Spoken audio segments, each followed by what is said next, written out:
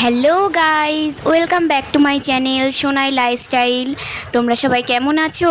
আশা করি তোমরা সবাই ভালো আছো। আমিও খুব ভালো আছি। তো আজকে আমি আর আমার শাশুড়ি মা চলে এসেছি রান্না করতে। কি রান্না করি সেটা সব কিছুই শেয়ার করব তোমাদের সাথে। তো এখানে আমার শাশুড়ি মা প্রথমে আম কেটে নিচ্ছে আর আমাকে বলছে খেয়ে দেখো আমটা কেমন। তো এখানে আমি রান্না করে নিচ্ছিলাম টক ডাল। তোমাদের কার কার টক ডাল খেতে ভালো লাগে অবশ্যই কিন্তু কমেন্ট করে জানিও। আমার এখানে ডালটা পুরোপুরি রান্না করা হয়ে গেছে, আমি এটাকে নামিয়ে নিয়েছি।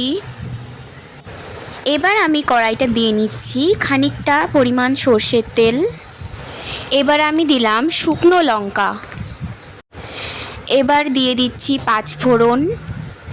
এবার কেটে রাখা পটলগুলো কড়াইতে তেলের মধ্যে আস্তে আস্তে ছাড়তে হবে আর পটলগুলোকে ভালো করে লাল করে ভেজে নিতে হবে।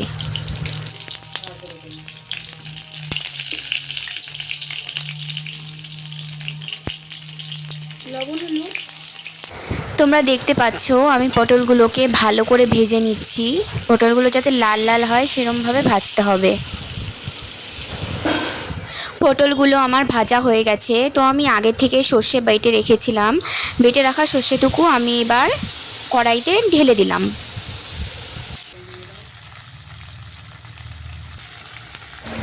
এরপর আমি এর মধ্যে অ্যাড করব সামান্য পরিমাণ জল।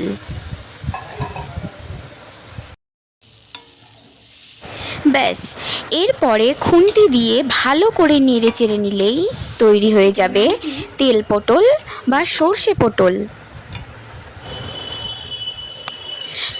তো রেডি হয়ে গেছে আমাদের সর্ষে পটল। এবার আমি একটা বাটিতে কেটে নিয়েছিলাম আলু, কারণ আমি আলু ভাজা খাবো, খেতে খুব ইচ্ছা করছিল। আবার কড়াইতে দিয়ে দিলাম কিছুটা পরিমাণ তেল। এবার দিয়ে দিয়েছি কেটে রাখা আলুগুলো আর তার সাথে অ্যাড করেছি হলুদ গুঁড়ো, লবণ। এবার আলুগুলোকে আমি ভালো করে ভেজে নেব। তো গাইস, আমার আলু ভাজা কমপ্লিট হয়ে গেছে। ইয়ে,